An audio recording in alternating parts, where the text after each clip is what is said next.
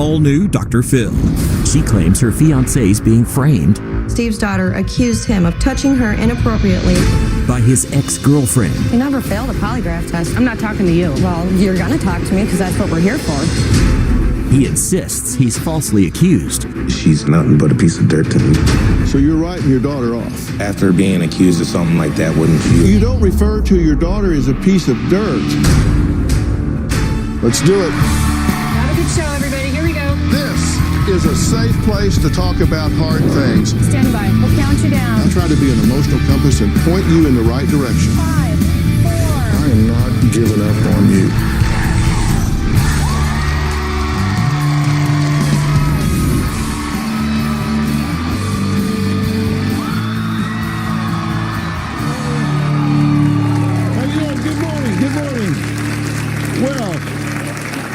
Steve and his fiancée Jen claim his ex-girlfriend Robin is a drama queen who is always trying to shake him down for money.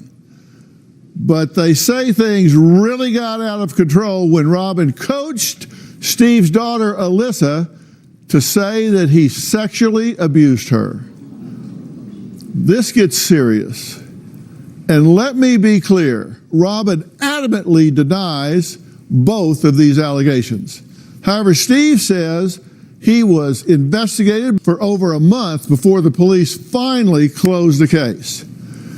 Now Steve says he does not want his daughter in his house or in his life. His daughter. Take a look. My ex-girlfriend, Robin, is turning my life into a living hell. For 5 years, Steve did not have any contact with his daughter Alyssa or his ex-girlfriend Robin. When I tried to see my daughter, there was always some sort of drama with Robin. She made it very difficult for me to spend time with Alyssa. About 4 years ago, I found Robin on social media. Robin said that the only way that Steven could see his daughter is if he paid her $1,000. I thought it was crazy. I thought it was ridiculous. Robin just seems to be motivated by money, and that is all she wants. Robin and I went to court. I was allowed to spend every other weekend with my daughter. I was to pay child support. Having Alyssa back in my life, it was great. Alyssa did become part of our family. Steve was a really great father to Alyssa. About a year ago, my entire world just came crashing down. The police and child protective services showed up at our home. My daughter accused me of videotaping her while she was in the shower. I would never do something like that. A few months later, the police and child protective services came back to our house.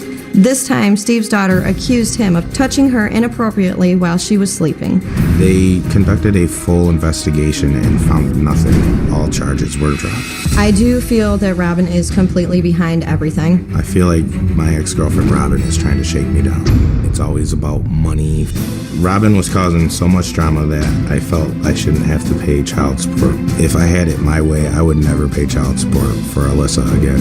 Why would I want to give money to someone that is lying and trying to put me in prison? I believe that Robin knows exactly what she's doing and that she's just a sick and twisted person. I don't want anything to do with my daughter Alyssa. I want to know, how can I go about never seeing my daughter or my ex-girlfriend again? Okay, now, I'm glad you're here. You think that your ex-girlfriend with whom you had this child is using her to leverage you. Yes. For what? Everything and anything. I believe, honestly, she sees the things that my family has, and I believe it makes her jealous. You believe that she has coached your daughter Yeah. into making these allegations? Yeah. Yes. Why? I have... We have yet to find that I'm out. talking to him. This isn't your daughter. This is his daughter. Yes. I do believe that Robin is trying to break up my family for, I have no idea what reasons. And this is the jealousy you're talking about. I believe so. You are accused of doing what? Recording Alyssa in the shower and sexually assaulting her in her bed. Okay. Was your phone in the bathroom while she was taking a shower? No. It was not. No, not while she was taking a shower. What happened was I was in the bathroom using it, and I have 3 boys at home, and 2 of them started fighting, and 1 of them started crying. So I had to finish up doing what I was in there and then hurry up and rush out of the bathroom. And by doing that, I left my phone on the little stand we got next to our toilet.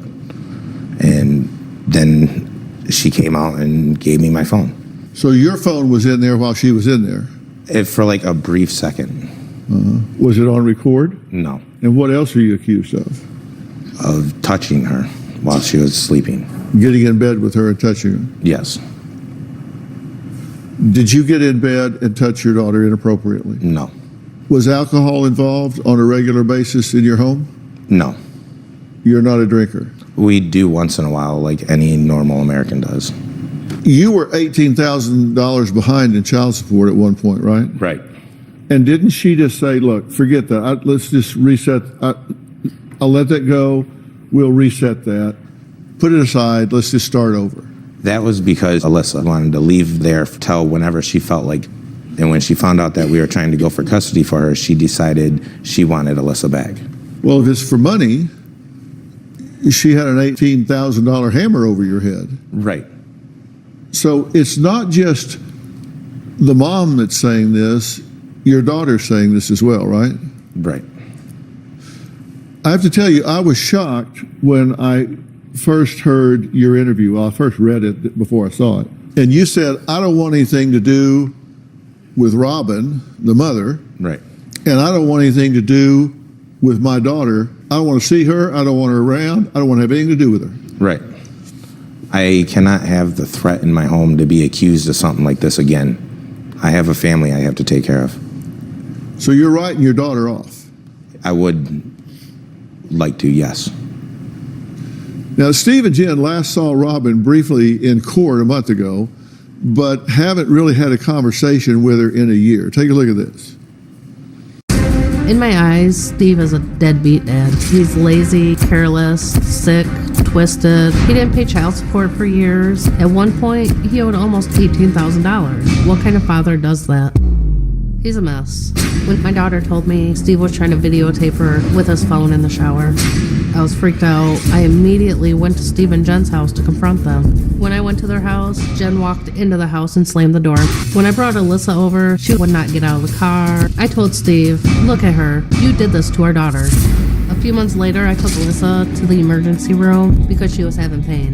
The doctor asked me if Alyssa was sexually active. Our daughter was 11 years old. It looked like Alyssa had a sexually transmitted disease. Alyssa told the doctors and the police that Steve liked to get drunk every night and crawl in bed and touch her. I started hyperventilating. I completely lost it. In the eyes of law enforcement and child protective services, Steve has not done anything wrong. I absolutely disagree. He's nothing but a monster. When I mention Steve's name around Alyssa, she freezes. What I want is justice for my daughter. Do you believe that your daughter has been inappropriately dealt with by her father? Yes. Do you think that Actions he has speak louder touched than her words. inappropriately in bed? Yes, Do you believe he tried to videotape her in the shower? absolutely. You have no doubt about that. Absolutely. This is not something you have coached her to say. No.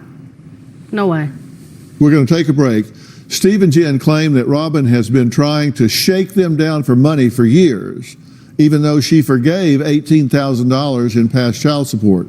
We're going to hear what she has to say about this next.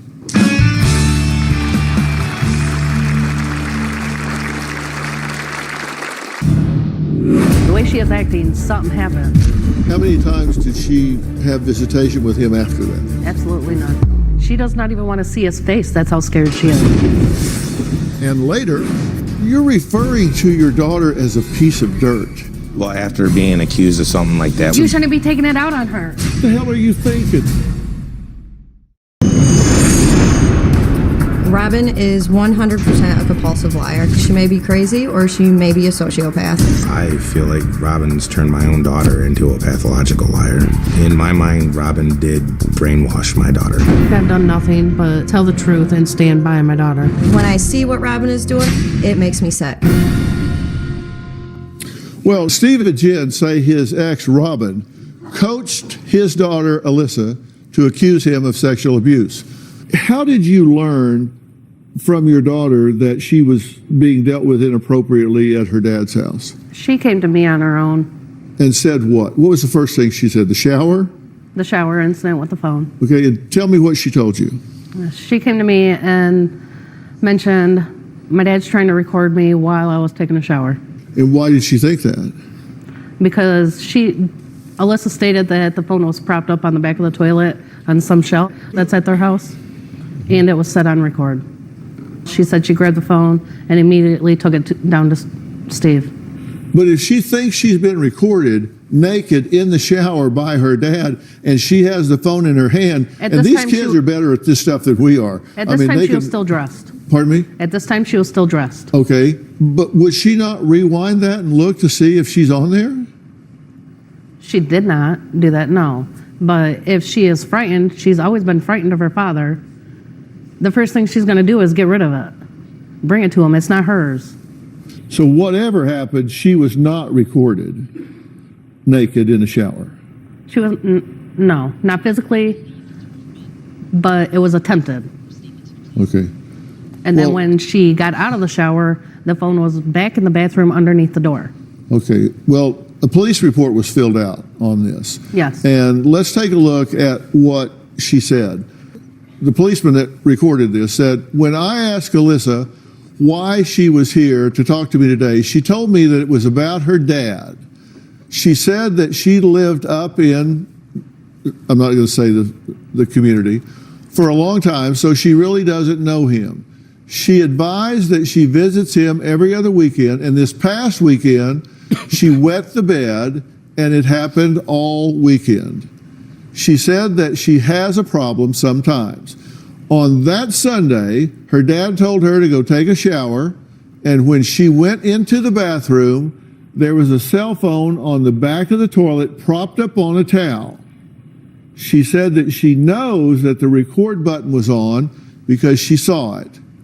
She took the phone and gave it to her dad. Alyssa said that she waited for a little while before she got undressed and got in the shower. When she got out, the phone had been pushed under the door and was face down. She said that she used her foot and pushed it back under the door. She also opened the bathroom door to look to see if anyone was outside, but there wasn't anyone.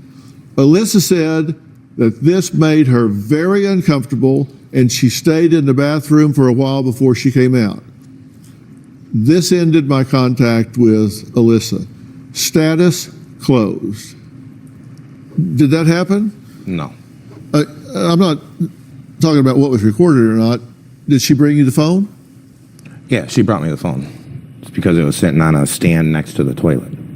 So she did bring you the phone. That part's true. Yeah, that part is true. But it was not hiding. It was in plain sight. It was sitting face down on a stand. Was the record button pushed? No. Did it wind up pushed back under the door? No. My kids have toy phones. I mean, they might have like had one in upstairs and they accidentally kicked it under the door or something. But yeah, Alyssa already stated she opened the door and nobody was around. How many times did she have visitation with him after that? Since the phone incident? None. Since the shower incident? Absolutely none. She is too scared to go back. She is frightened to go back. She does not even want to see his face. That's how scared she is. She called me up that same day around lunchtime, stating, I have to come home. I need to come home. That right there told me something was up. I talked to him on the phone. I asked him, she having a bad weekend? What's going on? No, everything's good. Okay, well, the way she is acting, something happened. This all happened on May 15th and was reported, and the police report was May 16th. Yes. At that time, I didn't know what to do. I called my dad up instantly. My dad said, go over there and talk to them. I went over there to talk to him. Jen wanted nothing to do with it. I ain't got time for this. Walked in the house, slammed the door. Yeah, because the accusations are ridiculous. So she wants to sit here and act like she cares for my daughter at the time, but yeah, you're going to turn around and act like this. That is not showing you care. Steve says he should not have to pay child support for his daughter, who he claims was coached by his ex to falsely accuse him of a crime. Does he have a point? We'll be right back.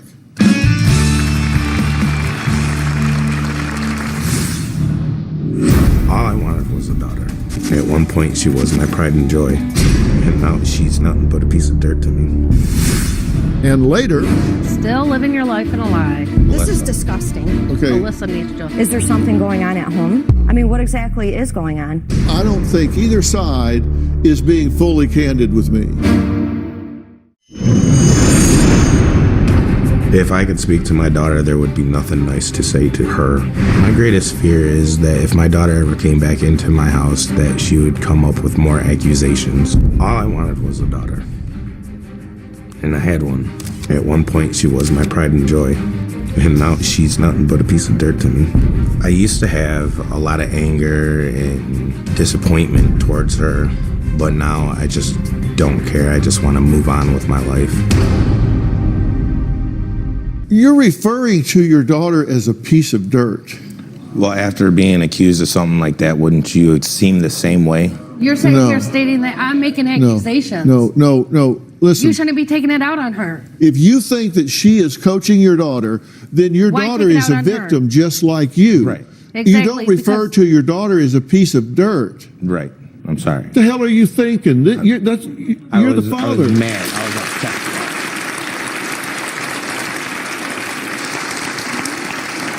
I can understand you being afraid in the situation. Right. I understand Right. that you Anybody who's guilty is going to that be you would be afraid. worried. No, that's not true. We're in fear all Are the you time. that naive, or do No. you think the rest of the world is that naive? If somebody is making false allegations against someone that are If I knew deep down sensationalistic inside and that I was bombastic, then innocent, that's why would scary. if I knew deep down inside I was innocent, why would I be afraid?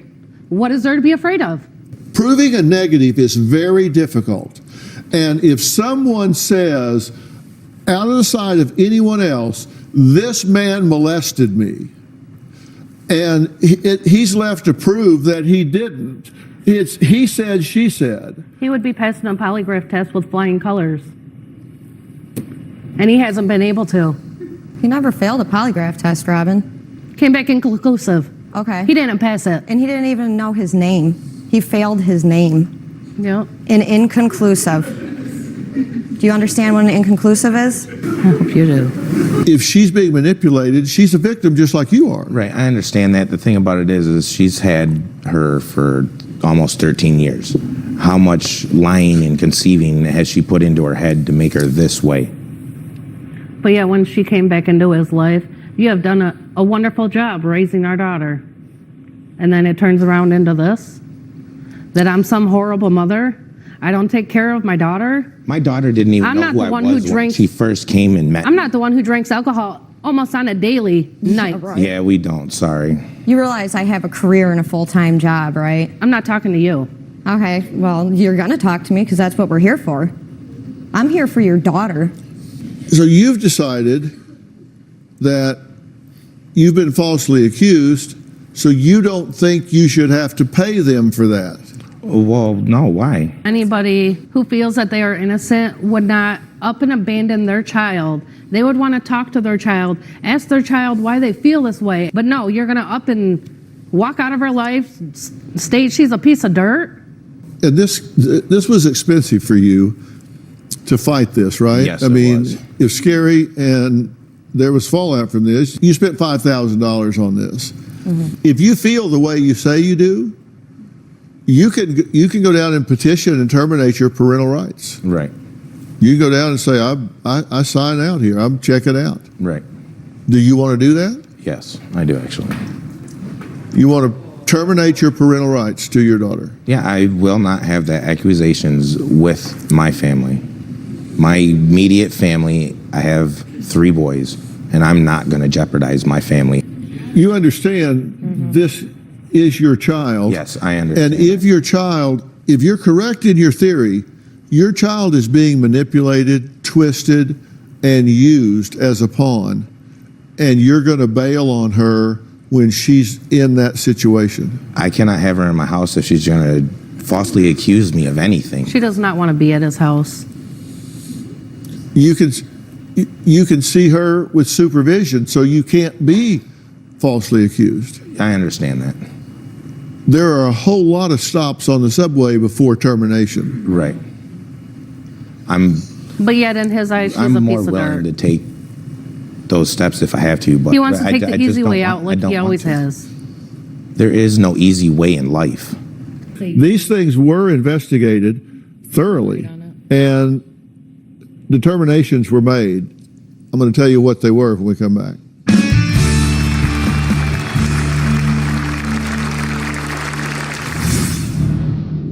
The police came and took his phone and information. When they came to check out his phone, who has a cell phone nowadays with no pictures on it?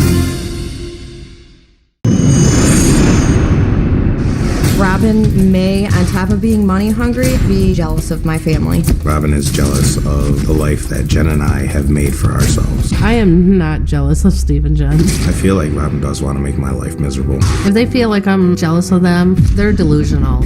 What Robin needs to know is whatever she does, whatever she says, she is not going to take down my family. I'm sitting here a little bit in shock, I have to tell you, because I've got adults here on the stage running their agendas and barking at each other, and I don't see anybody in a role of a fiduciary for this child. Nobody's putting the child's interest above their own.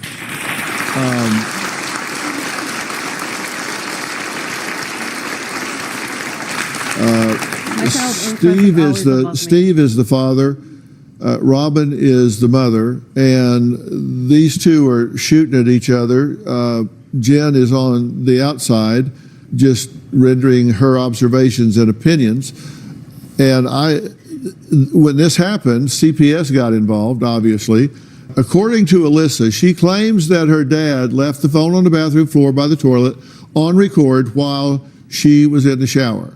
She told her mom, who called the police, reports no other concerns with either parent. Now, this is important because this happened in May of 16. She says that she no longer feels comfortable seeing her dad on the weekends.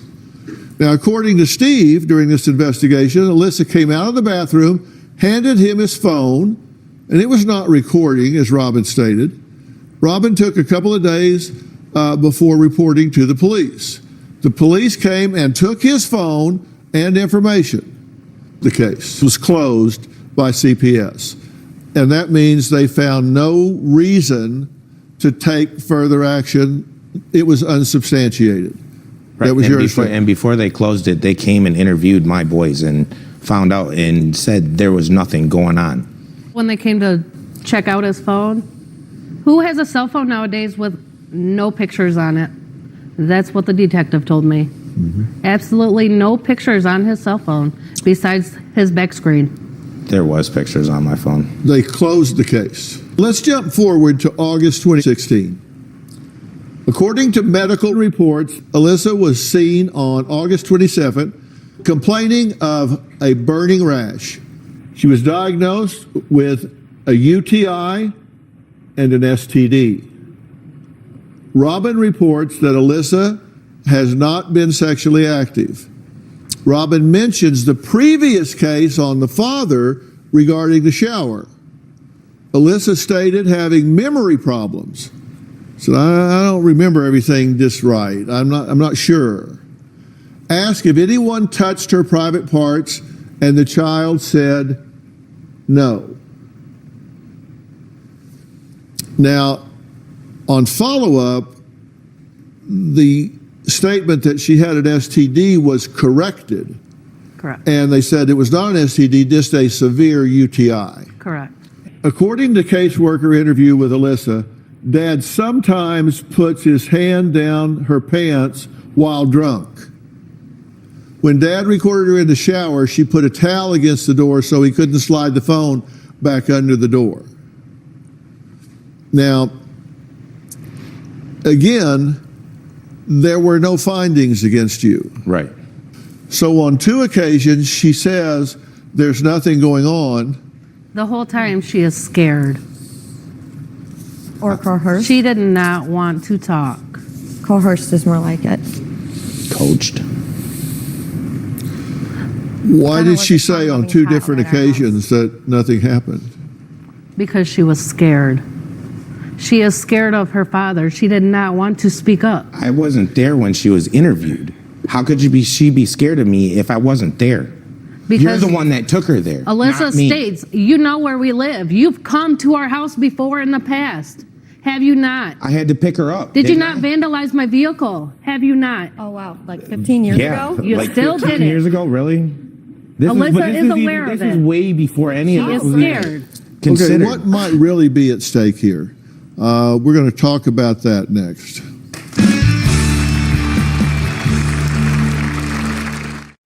Closed cap. This whole ordeal has been incredibly financially stressful. These accusations have cost us over $5,000. We had to pay lawyer fees. While I was being investigated, I wasn't even allowed to live in my own home. I had to pay rent somewhere else. We were having to take out loans just to pay our bills. I'm tired of Robin costing us so much money and so much drama. Steve needs to man up. The least he could do is take responsibility for his child. If we need to go back to court, so be it.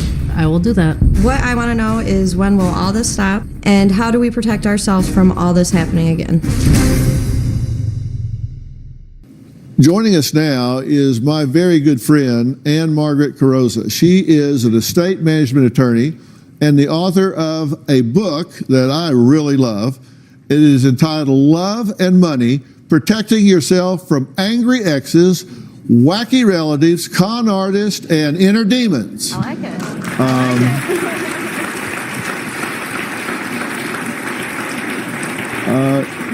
This is Ann Margaret's first book, which is at bookstores on Tuesday, May 2nd, and you can pre-order the book on Amazon.com. And I am proud to say that I encouraged her to write this book, and I actually wrote the foreword to the book because she has so much to say that's helpful about these things.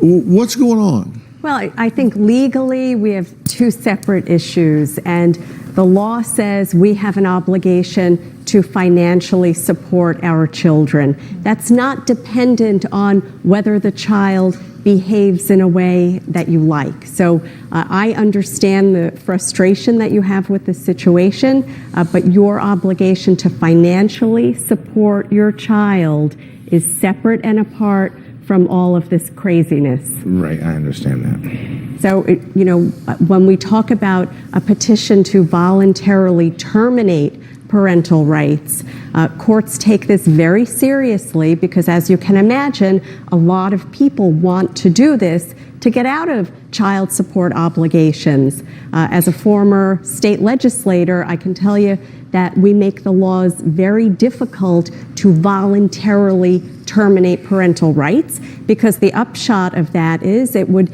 increase children in need of public assistance. So we look very hard at the parents honoring their obligations to support the child. Now, it's a different story. If you're financially unable to, then you can certainly bring a petition to have the award modified.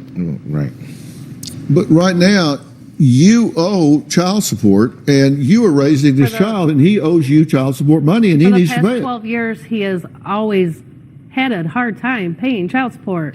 And me with a big heart, because hate is such a big word, I've signed off on thousands and thousands of dollars. Because you so if dumped they her think at I'm her in house, this for the Robin. money, You dropped her why off would I and sign went off on partying thousands with of all your dollars? friends. You went to Is there at any point everybody we're gonna else. talk about what's going on and if we can help her? Because I'm sorry, but I'm the one who wrote the show, and that's what I came here for.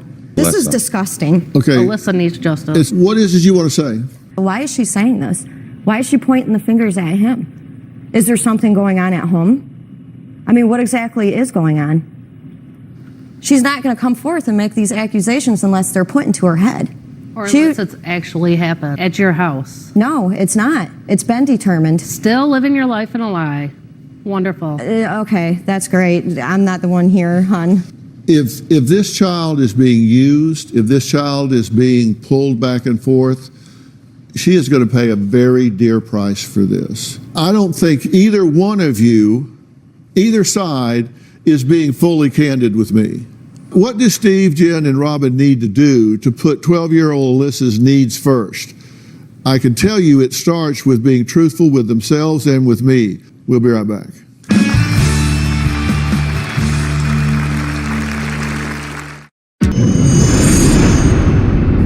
My daughter has been caught in the middle of all this. When Robin does talk with her daughter, Alyssa, she doesn't say anything good at all. I have done nothing to influence Alyssa. I feel like I've been nothing but an excellent mother. I do blame Robin for all of this. Robin needs to grow up and act like an adult. I'm with Steve and Robin, who are the biological parents of this child. Jen, who is with Steve now, and Ann Margaret is with us as well with her new book, Love and Money, Protecting Yourself from Angry Exes, Wacky Relatives, Con Artists, and Inner Demons. With y'all's permission, I talked to your daughter off camera. Right. She doesn't state these things as clearly and strongly as they're made out to be. She doesn't speak about it with the emotional energy and specificity that people that have been traumatized do. That's good news. Does that mean that she's been coached or this has been made up as a fiction? I don't know. And she certainly has not done anything where she deserves for her father to say, I cast you out of my life and never see you again. I can tell you she has done nothing to earn that penalty in her life. And if you do that, you are cheating her and taking the easy way out. I understand that. I really don't think she feels like that. How is Alyssa going to want somebody in her life stating those facts about her? Nothing but a piece of dirt. You know what you should do? Your number one priority should be to heal the relationship between her and her father. And you should do everything you can to foster a healthy relationship between your daughter and her mother. Right. And Margaret, you say if they truly believe that she is doing this to alienate her, they can file a lawsuit against her, correct? Yeah, there's intentional infliction of emotional distress. I don't think that's the best thing for Alyssa, for you to have cross lawsuits flying. But Robin, you need to know that there is potentially a legal consequence. I'm not worried about it. Okay. I'd like to thank my guests today, including my very good friend, Ann Margaret Carrozza. She is the author of Love and Money, Protecting Yourself from Angry Exes, Wacky Relatives, Con Artists, and Inner Demons, which is at bookstores on Tuesday, May 2nd, and you can pre-order the book on Amazon.com. And everyone in this audience will get a signed copy.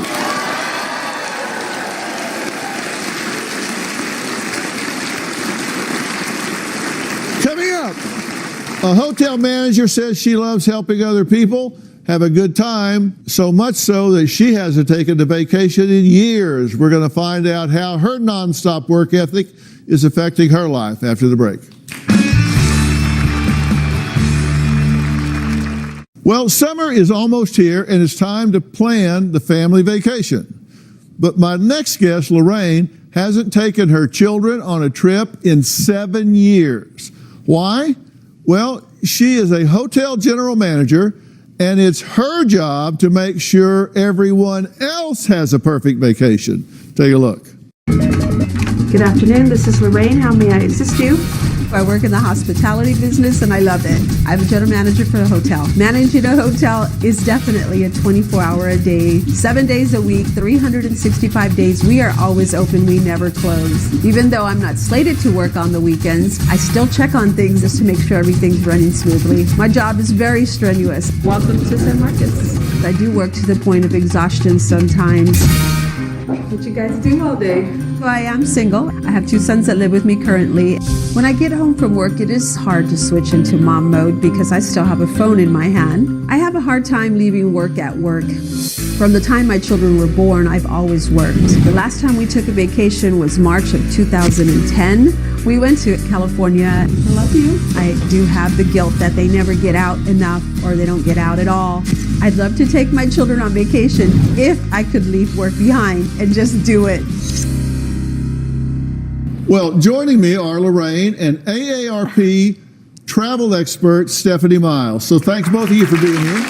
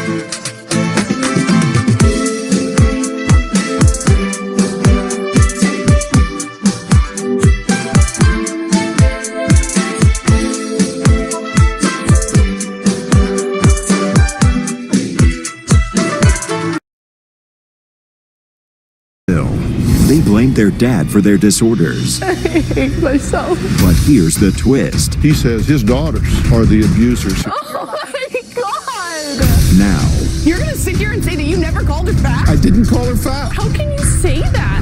they confront their parents. He backhands your daughters. Do you excuse his behavior? No.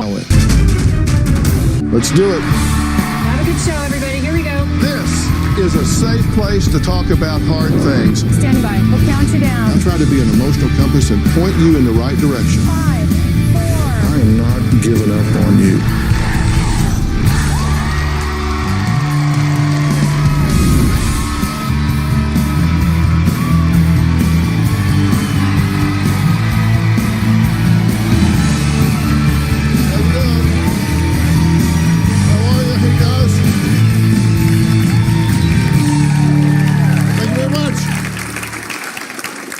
For him, I'm his slave, and I cannot be saved.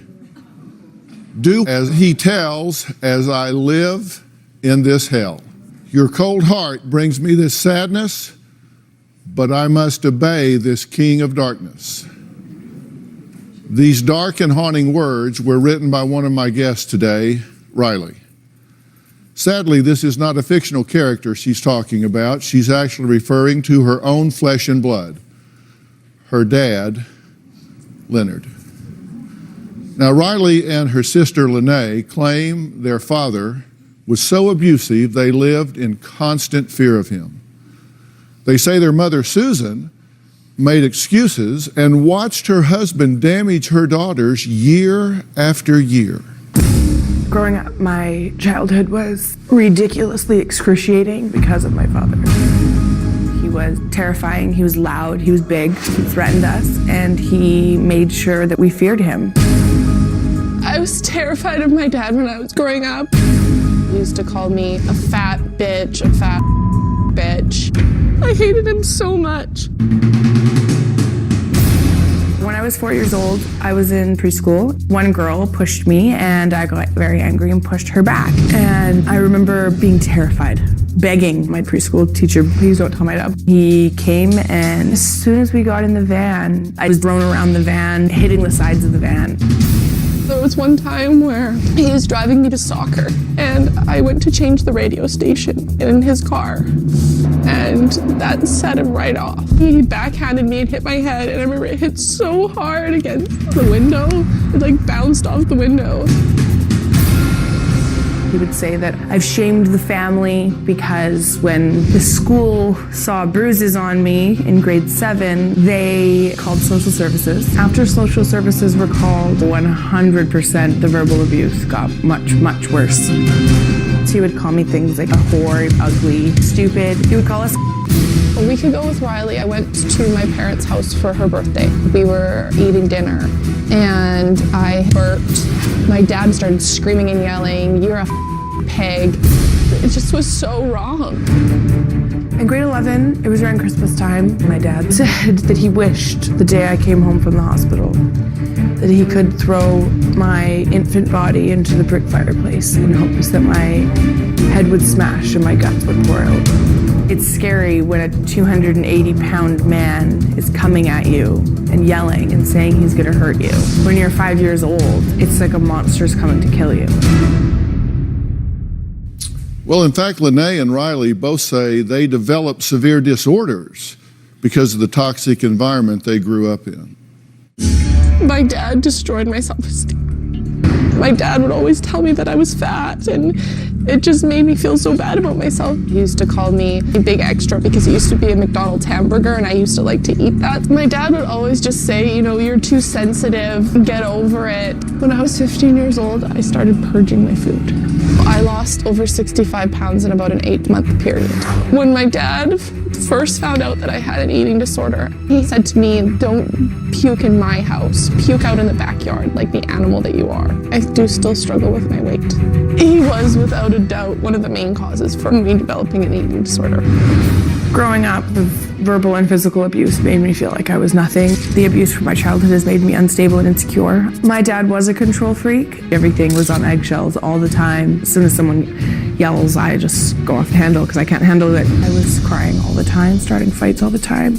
I've called my dad an idiot and throwing things, having hysterical attacks. In January of 2013, I finally went to my family doctor. I was diagnosed with borderline personality disorder.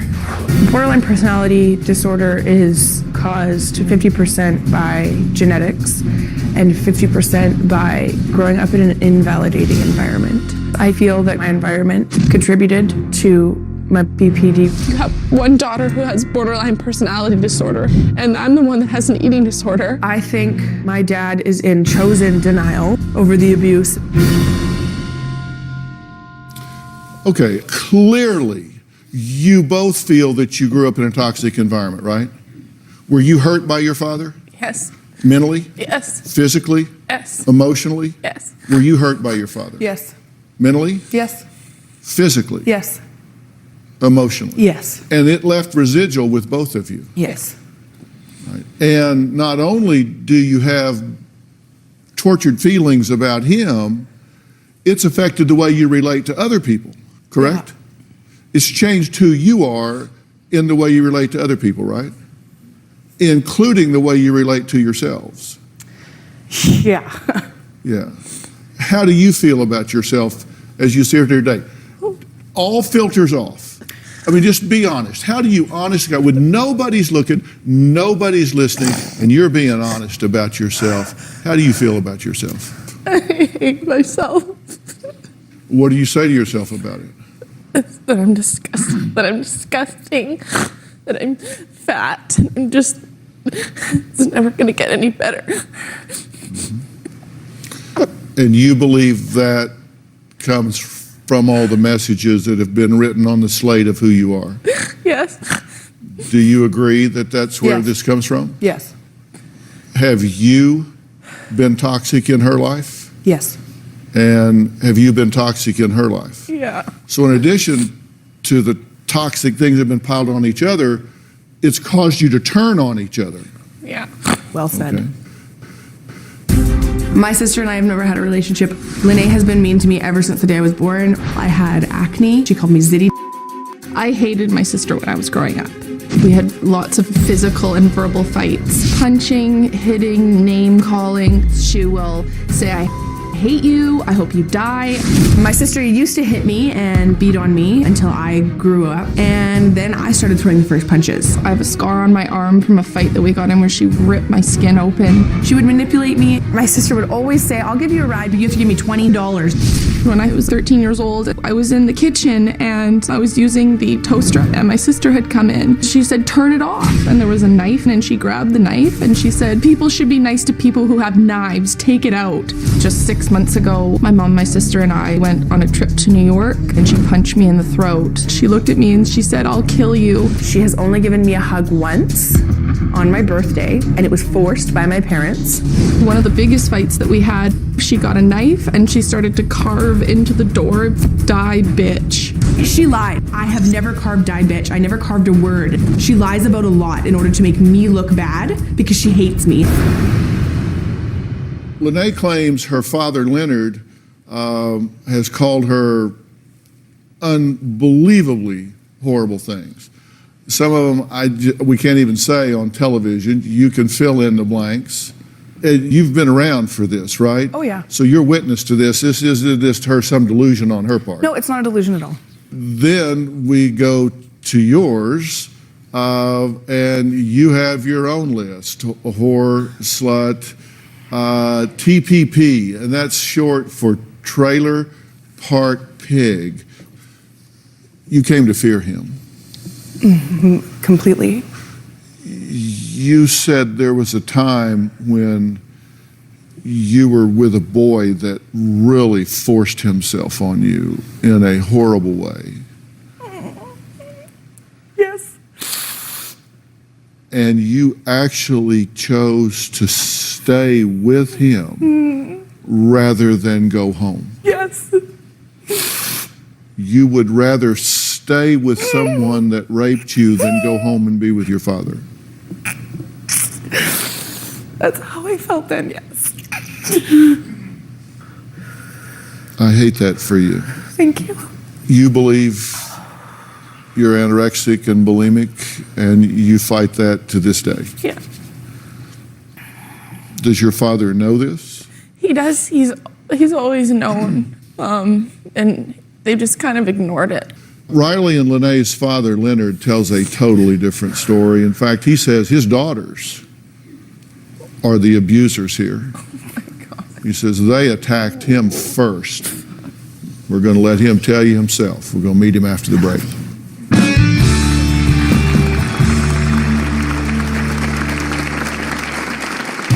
I do feel that my parenting skills are based on getting respect from my child. Sometimes if you didn't pick up your toys, you'll know why I'm mad, because I've told you 3 times. You must respect father. I'm not the bad guy. My entire childhood was like walking on eggshells around my dad. I never wanted to hug him. I never wanted to say, I love you, Dad. I hated him. I hated him so much. Lene and Riley claim they're permanently scarred because their father Leonard's alleged abusive behavior. Now, Leonard says he was a good dad. I was a good father. I don't think I was overly strict. In the beginning, Lene was the instigator. She could be a little disturber. If you're going to do something wrong, you're going to pay for it, right? If Lene would be rude at the table, I'd say, don't be stupid. We've been verbally abusive to each other. Riley's been a little bitch, and Lene's been a little bitch too. I've said that before. I do feel that my parenting skills are based on getting respect from my child. Sometimes if you didn't pick up your toys or something, right, you'll know why I'm mad, right? Because I've told you 3 times. You must respect father. I've smacked them before, and I spanked them. I haven't bruised them. There was no broken bones. Lene had a red mark on her bum once, and there's never any hospitalization. My daughters are very sensitive on all issues. I never called them fat. I'm a person that'll tell a joke. When McDonald's came out with a hamburger called the Big Extra, Lene loved it. I think at one point I said, let's go get a Big Extra. I'll call you Big Extra. It is supposed to be funny. I believe that I am a good father for the fact that I've hung in there through thick and thin. No matter what, I have no regrets of what I did with my children. I'm not the bad guy. Leonard, you've been watching the show so far. Yes, I have. Right? And you've heard what they've had to say. Yes, I have. Let me first ask you to react to what you've heard thus far. Some of the names that they've said on the screen that I saw, I don't even know where they came from, right? I've never seen that before, right? The only thing I've ever said is Big Extra. I've never called them fat. Never ever, right? I haven't done that. They hear something, but it's not from me. How can you say that? My whole life, you called me fat. Every argument we ever got into, you would call me Dad. fat. Every single You one. don't remember because you get so angry that you don't know what you're saying. I didn't say it, Lene. You're Oh lying. my God. Mm-hmm. Oh my God. We're here to help our family, Dad. And if Yes, you're we not are. going to be honest, Yes. then there's no point in being here. You're going to sit here and say that you never called her fat? I didn't call her fat. Okay. I called her big extra. This family is sick, and you're part of the sickness. Okay? Here's what they say.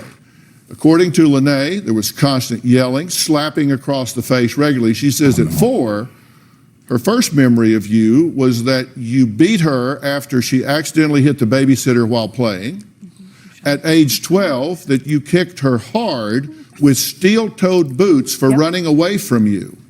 At age 15, you backhanded her so hard that she hit her head on the car window for changing the radio station in the car while you were driving, that you called her horrible names. According to Riley, she remembers at 3 being beat in the back of a work van, maybe using some type of tool. This was after she got in trouble at preschool for being in a fight with another child.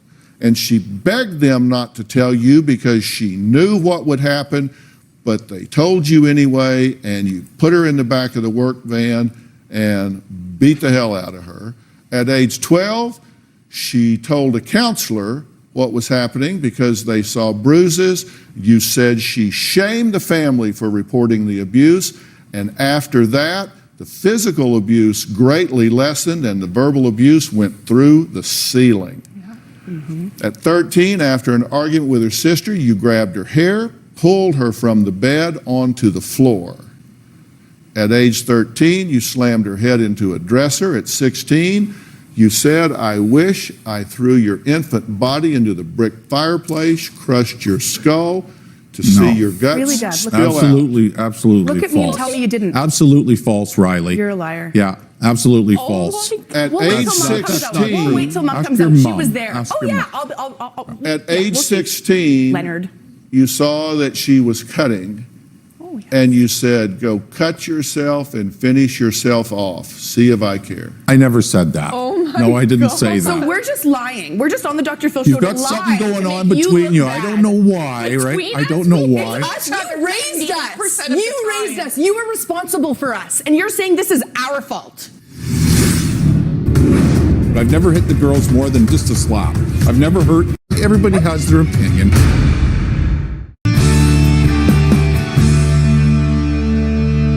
Is there anything on that list that's true? Slapping her when she turned the radio on. She turned it up full blast, right, without asking, and it blew off. And I told her you can't do that, and I did smack her. Her head never hit the Okay, window. wait. That doesn't sound like a lot when you say it real fast. But you said I did slap her. I did slap her, right? Yeah, I did slap her. But you draw the line on her head hitting the window. That didn't happen. That never happened. I've never hit the girls more than just a slap. I've never hurt them. Did you say this, and I quote, I believe she's bulimic or something, I don't know. No, I don't remember saying bulimic, right? The interview in which you made this statement, you said, I believe she had bulimia or something, I don't know. I really didn't know. I came downstairs once and the toilet was half plugged. And I had said something about it. I says, what's going on here, right? Because there's something's happening. And then I got a little bit more information after that, right? And I finally... And that's when you told me not to puke in your house and to go puke outside I in the never backyard. said that, Yeah, you Lene. did. I can that. So can Mom. How can you say I don't remember that, You're Lene. trying to make yourself I look like don't. an angel on screen, like the I'm not Brady trying to Bunch, remember. just like he said. Yeah, everybody has their opinion. But I opinion agree, and the right? truth are two different things, Yeah. and we're here to figure out the truth. I'm not and with be the mental happy. disease right now, Really? right? You're There's not? two of them Where here did that I have get it issues from, that Dad? I've had it ever since you were little, right? So it's Pretty it's sure been, when it's I been got very, diagnosed, very my hard to dad deal held my with. hand and said, I Riley, agree, I have right? borderline No? personality disorder. It now makes sense. This is nuts. Read what's circled here. I believe she is bulimic or something. I don't really know. Okay. Okay. And you remember when we did this interview at the beginning, we said we have your permission to record this interview? Yeah, certainly I do. Yeah, whether I remember, I was up all night, right? And then when we did this, it wasn't. Excuses. I'm not excusing anything, but the reason I'm pointing this out is because I'm very precise when I do these things. Yeah, and, so you should be. And I remember these things verbatim, so I remembered you saying that exactly. So I had them bring it out of the notebook because I remembered you saying it. You know why it stuck out in my mind? Yeah. Because you're a father that has a daughter that has a life-threatening disease, and your comment is she had bulimia or something. I don't know. Well, it left. It was gone. It disappeared. Why are we here? Oh my God. It left. It didn't mean. I mean the disease, right? It didn't leave. Susan Riley. Why do you think we're here? I didn't know, right? I'm not educated in That's what it was. If you'd cared, you would have asked. But I'm not educated that way. I don't know. You should have been educated. You should have cared enough to try. I do want you to learn some things while you're here. Oh, certainly that's why we're here. And one of the things that I also want you to know is when you backhand your daughter in the car, it's totally wrong. That's abuse. That's abuse, yes. That's abuse. That's actionable abuse. Yeah. So the question is not have you abused your daughters, the question is how often and how severely. But you have abused your daughters, that's clear. It's evident to me here that you have also been abusive in terms of neglect. What do you mean by that? Well, neglect. I believe she's bulimic or something, I don't know. Oh, not paying attention to that. Yeah, I would think that would be negligent for a parent to have a child with a life-threatening disease. And if you have said to your daughter who is cutting, which is a severe reaction to anxiety and pain, tell her, just go finish yourself off. I don't remember saying that at Stuff all. Right? like that all the time. When you would get angry, that's the I don't problem. recall that at all. You know what, Dad? I personally feel like you blocked it out because it hurts you to know that you've hurt us. I love you, right? Well, I know you love you us. very dearly. And what That's kind why of I'm person here. would want to do that to them? But you know what? You need to open up to the fact that this stuff did happen, even if you don't remember it, because we wouldn't make it up. We wouldn't. Look, this is a family dynamic, as I said. We're not here to throw you under the bus. The reason you're getting so much focus here is because you're running backwards so quickly. And I have to say one last thing before we go to break here. I know some family practitioners stepped up and told you that you were a borderline personality disorder. I've not done proper evaluation, psychometrics, and diagnostic procedure on you, but the good news is I don't think that's even almost the case. Really, Thank you. I really don't. Yeah. It's a lot to me. That's the good news. We'll meet Leonard's wife, Susan, who believes there's a logical reason for his alleged abusive behavior towards his daughters. She says that he had tendinitis and pinched nerves, which would make anybody irritable, according to her. We'll hear more about that when we come back.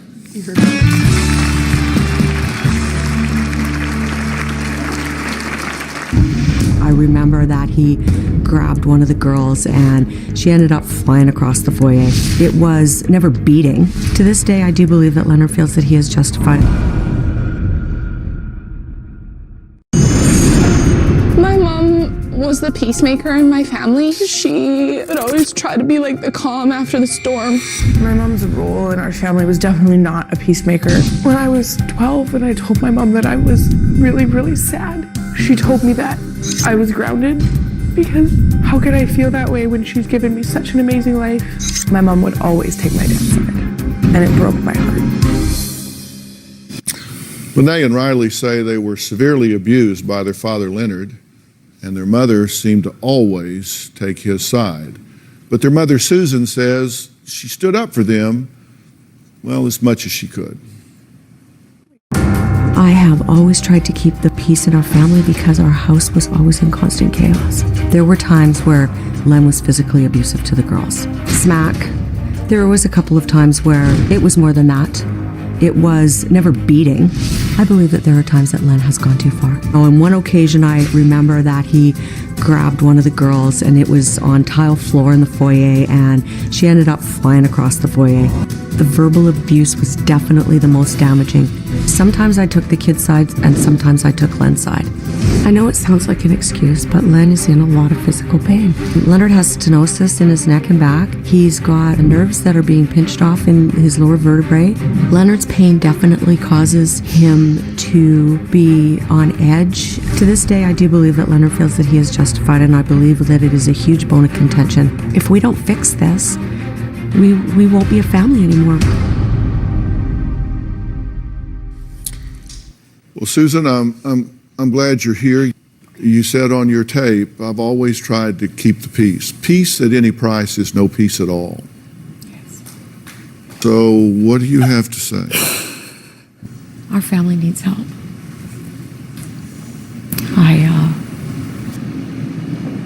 There's, like you heard in my video earlier, always been constant chaos and fighting amongst all of us. And often in the last 10 years or so, it just would escalate out of control. I sat backstage and listened to some of the stuff on the timeline. And, I mean, I don't know. I don't recollect it playing out exactly like that. I don't know if I'm not making that up, right? No, but just as I said in my interview, what you would do is hide away and make excuses for Dad. I've admitted to all the horrible things I've done, so is Lene. Why can't you guys? I don't understand why this is you. Like, it doesn't mean that admitting that you've done horrible things doesn't mean you're horrible people or horrible parents. You're trying. If you don't admit to things and you don't try, then what hope is there for us even being here?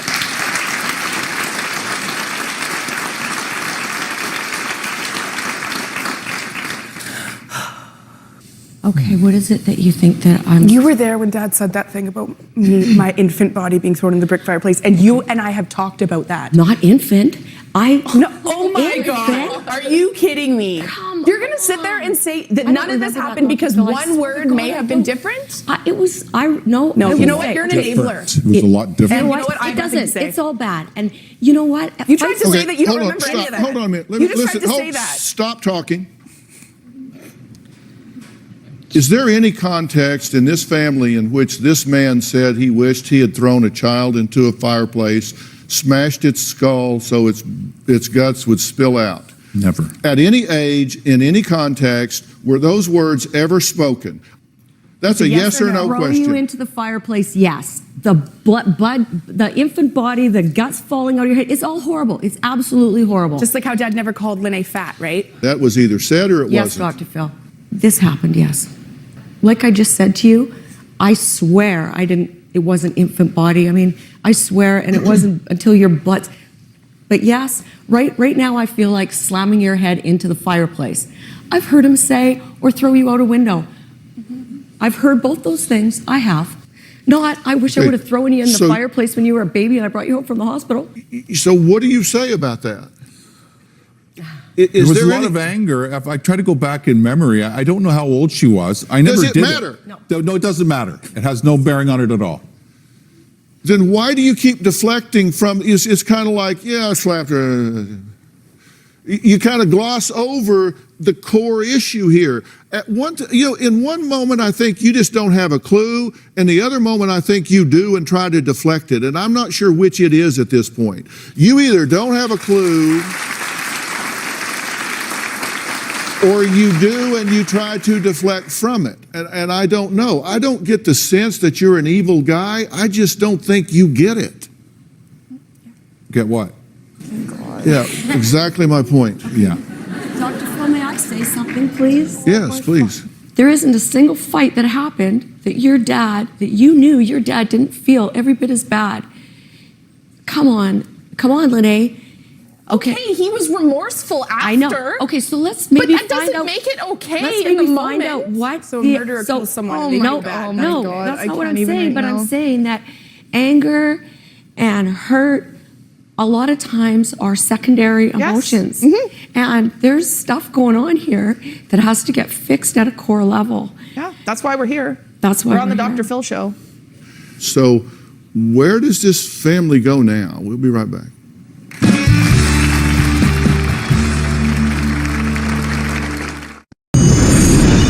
I started cutting between the ages of 12 and 13. I would cut myself horizontally on my wrist. It would be scissors. I would cut so there would be blood. I'd watch the blood pool together and form balls of blood on my skin and then drip down. I would feel relief after I would cut myself because it was like a weight was lifted. Lene once saw and said, "You're not doing it right. Next time you need to do it like this if you really want to kill yourself." The only time the cutting has been talked about is during arguments. I would bring it up and say, "You didn't even care." My dad would say, "No, I don't. Go finish yourself off." I do think that my home environment led to part of my cutting, but I would never want my dad to ever hear that because that would break his heart. What were you guys just now talking about? You were reassuring him about something. It's overwhelming. I told him it's okay. And what were you saying? Just there's an over exaggeration here, right? This is blown up way bigger than it is. I'm not the greatest dad in the world. I agree. I'm not perfect, but I ain't no ogre, right? So what can I don't know how else to defend myself. I'm not denying that I spanked them or I slapped them, right? And the things they said to me before, the way they acted, right? I didn't start out that way, right? For every action, there's a reaction, right? And it's not always the right thing to do. But the intention was to bring them to respect for their father and their mother. But as parents, it's our job to nurture our children. And we obviously majorly failed. And I always kept trying to hope we could get there. But you know that you've thrown around this concept of respect, but I can tell you that whether you're at home or whatever, when you talk about respect, you command, don't demand respect. I agree. And it's never too late in a family. Parent, it's not just a noun, it's a verb. It's not just something you are, it's something you do. You have to do it differently than you've been doing it here. I tried to have everyone get help numerous times, and this one, Lene, and this one, Leonard, wouldn't have anything to do with it ever. You sat there and said, our job is to nurture these children, but yet you sit there and he backhands your daughters and calls them a fat pig, and you say, well, he's got a nerve that's pinched. I didn't say that. You... Okay, not in that context. You are the mother here.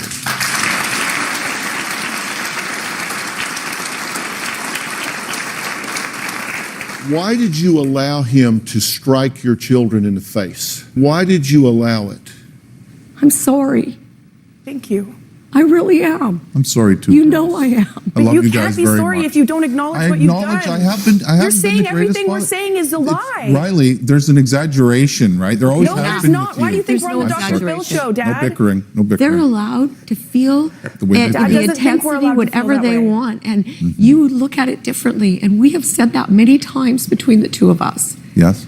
You told Mom you were worried you'd look like the bad guy on TV. Riley, I'm here because of Lene, right? That's the original thing. When thought Mom Dr. asked Phil me, said it's about I said all of I would us. like to come and try to help her. She wouldn't come forward with her disease. So you think we're here for Lene? That's it. That's No, what you it's- think. it's for yes both- or no, Dad? Yes no, or no? it's for both of you. Then why did? But I already got help, Dad. I have to stay away from you guys in order to maintain sanity and be a happy person. And you don't seem to care about that. I care with all my heart, Really? Riley. Then why don't I you start care. showing Whether it and I've at least been- acknowledge that you may not remember it how it happened. Can you at least acknowledge that, please? Riley, you won't. So you won't do Riley, that, okay? Because Riley, you're the dad, you've you're right, and I'm the exaggerated- daughter, and I'm wrong. Riley, just like when I was a kid. Yep. My final thoughts when we come back.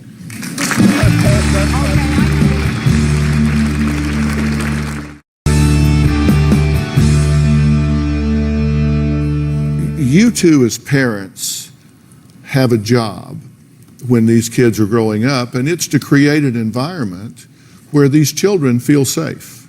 If they're scared, instead of venturing out, they start turning inward. And when they turn inward and start to isolate, then that's when things can get really bad. And you say you reacted to a lot of what they did. Your job as parents is to act, not to react. Your job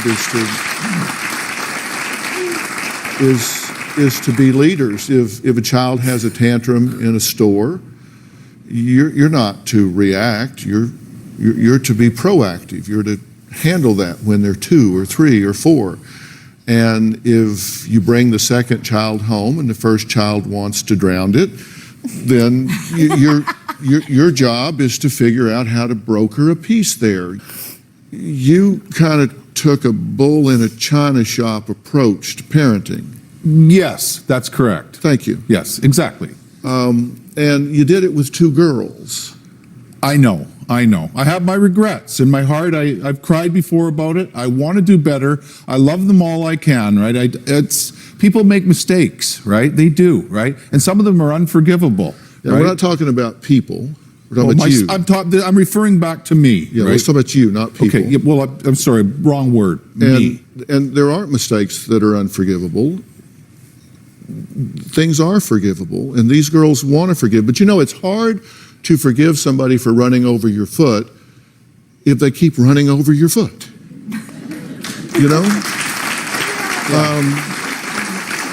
And it's like they run over your foot, and you say, hey, I forgive you for that, and you back up over it again. They say, well, I forgive you for that, and they pull over it again. I forgive you for that. You just keep, and they're just saying, hey, come on, quit running over my foot. I'll forgive you here, but would you just stop?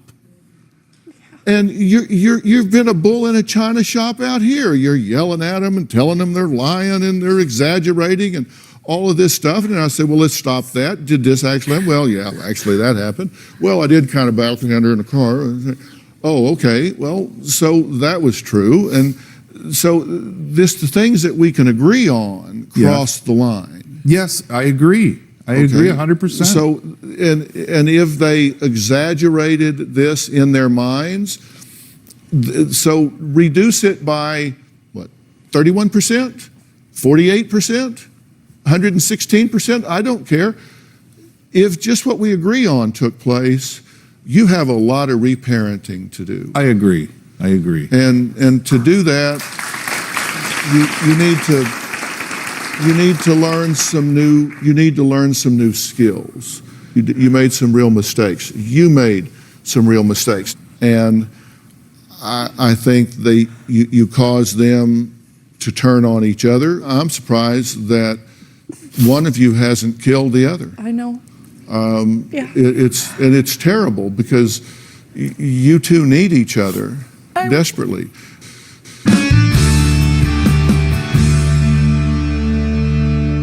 I think there are 2 things here. I think you have locked onto a label of being a borderline personality disorder, and that's just simply, in my opinion, not true. And I think people live to labels, and I think you're being very harsh with yourself in that regard. I think you are in acute distress right now.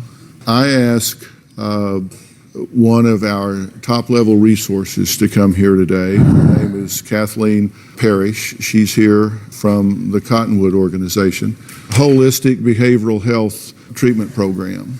And they have been doing this for over 25 years.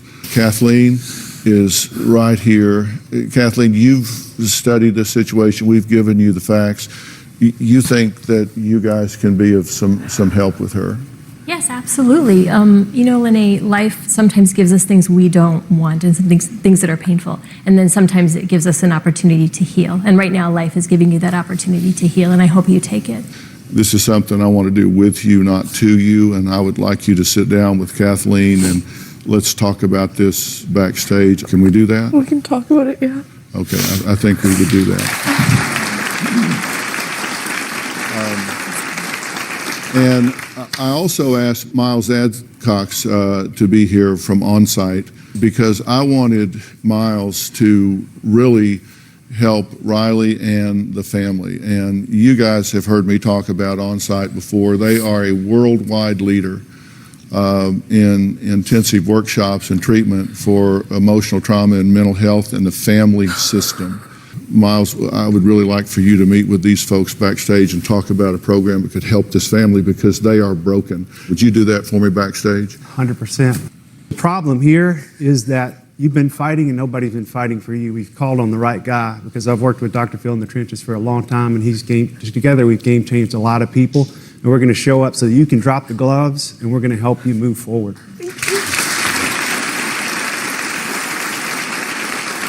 So Riley, we want to really help you with this. So you can learn more about OnSite at onsiteworkshops.com, which can be found on the resource page at drphil.com. To weigh in on today's show, log on to drphil.com, share your thoughts on our message boards.